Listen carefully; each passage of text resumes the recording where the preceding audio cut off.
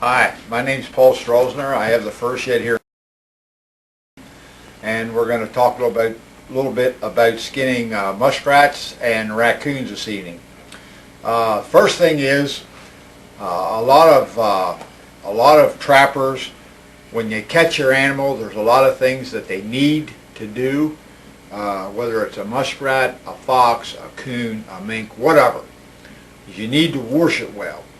So while you're out along the creek or the stream, wherever, or a pond, the best thing to do, even a muskrat, you should take and wash it off good. They get mud under their fur. You just need to wash them really good. You can let them dry. A lot of times you can hang them by the front foot and they'll dry real nice. And the end of the day comes and they're ready to skin. But all your animals, whether it be a muskrat, especially a raccoon, a fox, if you're catching it in the rain, it's gonna look like a mud ball. So you need to. This is the most important thing probably when you catch something, is taking care of it at the beginning. Fur is like if you're buying a new car. You wouldn't think about buying a car with dirty wheels and mud and stuff all over it. It's the same way with the fur. The better your fur looks, the more money you're probably going to get for it.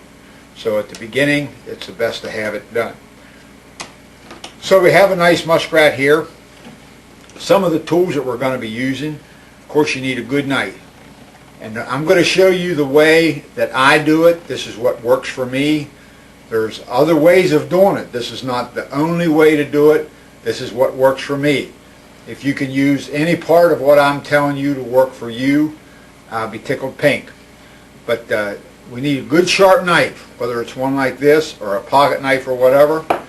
And you need a fleshing tool. This is the type I use. There's other types on the market. I really like to see a good brush. Now this is a brush you can pick up at a pet store.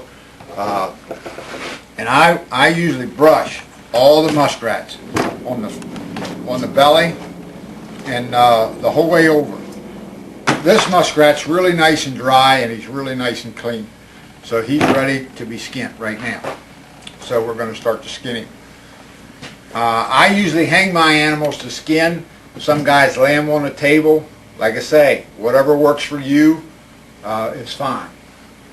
I usually hang them by the hind leg, and it doesn't matter really which one. It's something like this. The leg that you don't have in the rope, just take a hold of it.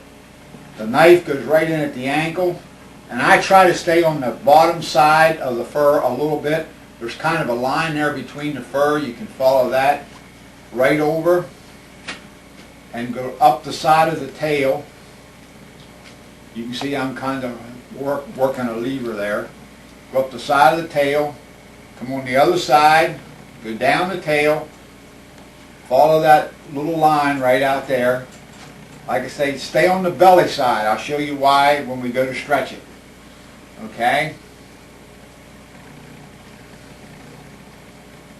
And you just kind of take the knife in there, work around the edges like that there, and start to go around up here at the leg, work around there.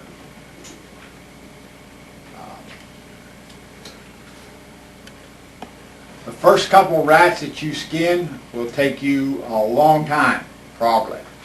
But don't be discouraged.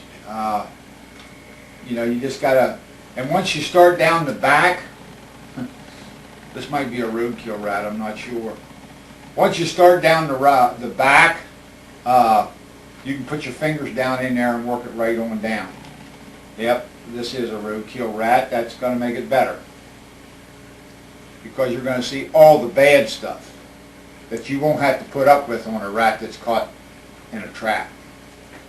We're going to move to a raccoon now, and I'm not sure, this might be a roadkill raccoon too, but we'll see what happens here. The tools, again, a raccoon, sometimes when you get them, they're a mud ball. You should wash them down good. Let them hang till they're dry. Never stretch anything when it's wet. And really get them clean. And when you wash them, that fur will come out nice and shiny, and it'll look a lot better in the end product. Some of the tools that we're going to use here is a brush. You need to brush these. Now this is a little different brush than what we use for the muskrat. A good sharp knife. This is another knife that I use. I'll show you later. Tail puller and a tail slitter. I'll show you those, but I'll show you other ways to do it. You don't have to buy all this stuff. And a flashing tool. Now this tool is sharper than the one we had before. The ones I use for coon are orange. The orange don't matter, but it lets me know that it's a sharp one. So when I got some of the boys coming in helping me, they do not use this on a muskrat or a fox because they'll probably cut it to pieces. And of course a good stretcher. Okay, so the first thing we want to do is make sure we don't have any burrs in this critter. Now this coon was in the deep freeze, but I think he'll be good enough for tonight's purpose here. Okay, and you want to make sure there's no burrs. When you get done brushing them like that, it don't hurt to take your hand and rub over them, because every now and then you miss one. Take his tail, and I always kind of brush it backwards to fluff it up, because a nice fluffy coon tail makes it look good on the end product. Okay. Again, I'll tell you like I said before, I'm going to show you how I do it. This works for me. If your neighbor, your uncle, or somebody does it different, it works for them.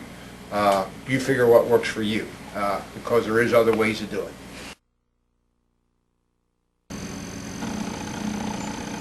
Well, we hope you all enjoyed the video and now have a better understanding of what's involved as a trapper. Remember to always use ethical and humane fur harvesting methods. I invite each of you to visit the Traps for Kids website and forums to get the answers that you may need in the future. Don't forget, while shopping for your equipment, to please order from our sponsors. They can be found on the sponsors page of our website. Also, don't forget to join your trapping associations. They could really use all the help they could get. I wish you all luck in trapping and success in the future.